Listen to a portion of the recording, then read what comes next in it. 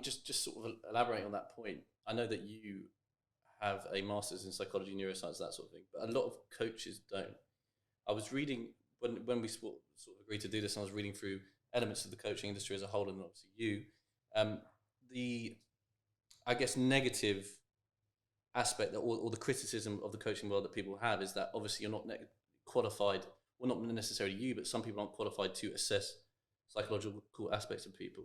Is that improving with regards to, is there more regulation or maybe requirements needed within the coaching world? Is there elements of when you get your certificate, you have to assess that?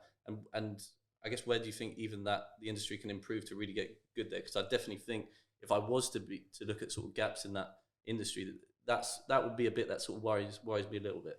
Yeah, I hear you. I think that definitely worries a lot of people. So remember back when I said, when I take on clients and I kind of, in my module, I make it pretty clear that they should focus on something they have experienced and have helped somebody with. Mm-hmm. That's why I always say, business coaching, okay, but if you're just starting to, because I help newbie coaches, my first offer of joining the Confident Boss Academy is helping them get their first clients. Mm-hmm. So if they come up with, hey, I want to be a business coach, I'll say, well, I appreciate that, but you haven't really mastered that yet. Not because I'm being annoying, but just because I want them to feel 100% aligned with what they teach. So then I ask them, well, in your life, what have you helped somebody overcome yet? So I know you asked about certifications. I personally am a big fan of, going to university and getting the certifications for myself. I don't think necessarily everybody, Tony Robbins hasn't done a certification. Yeah, he did not go to university. He didn't even finish school properly, Yeah. So, but he is particularly unique. Yes, of course. And that's my bit now that it's such a major industry. Where do you think we can home it in so people can recognize certain psychological traits and go, actually, no, I can't be coaching you right now because perhaps you need to actually go see a psychotherapist or whatever. Oh, okay. So the difference between coaching and psychotherapy, I always like to say also to my clients when they assess whether they want to be working with their clients, is coaching is from taking somebody from functional to optimal. Mm-hmm. Anything under functional, where they're like, posting on their status like 101, I'm having XYZ thoughts, they're definitely not functional and they should be, obviously seeking different type of help like a therapist or so. Do you get taught how to recognize that? Or do you really think it's an instinct that you just have to learn? You do kind of see whether they're a victim mentality in terms of like things are happening to me and they kind of feel like they are not in control over their situation. Mm-hmm. So it is a certain pattern of thoughts as well. And you can just tell by the type of things. Because when you do breakthrough calls, like I like to call them, to see whether they're a good fit for the program, mm-hmm. my enrollment coaches or myself, when I used to do the calls, we will see what type of person that is by asking specific types of qualifying questions. Mm-hmm, mm-hmm. Do you think education creates current conventional education creates limiting beliefs? I do, yes. Yeah. Because I can give you an example. I was in school with Vivi over here, and the teacher told me that I'm never going to be able to get a good grade in economics because I'm German and I might not be as advanced as the other British guys because I did my A-levels, right? Yeah. And guess who got an A star in freaking economics? Jasmin did. Because I was pissed. Jasmin did. I was like, oh, watch me. So, thank God it shifted in a positive way. But I could have also been like, oh, okay, I'm just not that good. So you got told because you're German, you wouldn't be good at economics.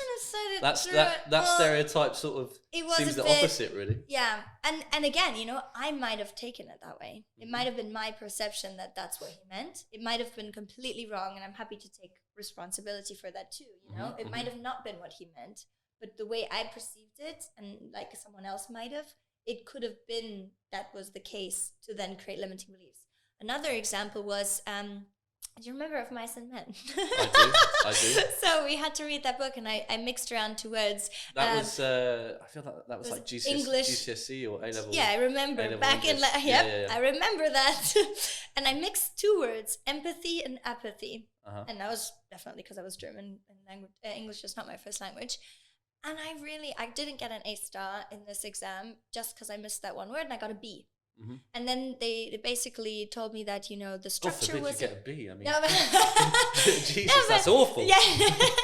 But basically, I didn't follow the structure, and I was always taught. So that created a massive writer's block for me, because I felt like I wasn't doing it the right way. The right way, yeah, exactly. Yeah. So now I love videos and talking, because I know that's what I can do, and I can freestyle.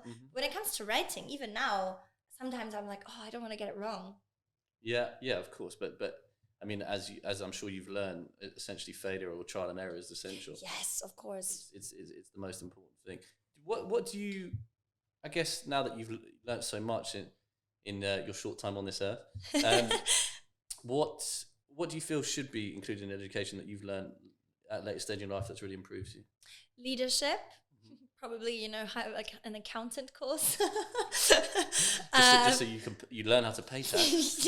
No, but seriously, something more tangible, and also more specific to what type of job they actually want to be doing. Do you think you can learn leadership though, or it's natural? I had this conversation with someone the other day, and like I truly think you can learn how to do anything, but some people think leadership is a sort of not God-given talent, but definitely something you're born with. I mean, could you imagine me as an accountant? Very enthusiastic accountant. Yeah, the numbers are looking great, you guys. You don't have to pay tax this year. No, but you basically you can learn leadership, but is it really your natural way of being? Is it that sustainable? Is it the best fit for your character? Yeah. That's what I personally think. So, so just obviously probability-wise, not everyone's going to be a leader. But at the same time, you don't think people can, like, I think it's so potentially gratifying if you do learn to lead people, because you see so much and everybody goes through that. You think that's just not for everyone? I think everybody can be and be great at leadership, but I'm just thinking, is that really sustainable? Not everybody wants to be. Yes, and I think they should focus on what they want and what their strengths are, rather than focusing on improving their weaknesses, which is a very bold statement. But you don't have to only be focusing on all your weaknesses if they're not holding you back. You can focus on your strengths and then outsource the rest, right? Like, I know how to do Facebook ads and pixels and all that stuff. It's not my favorite thing to do. That's why I have somebody full-time right now doing that, which she loves.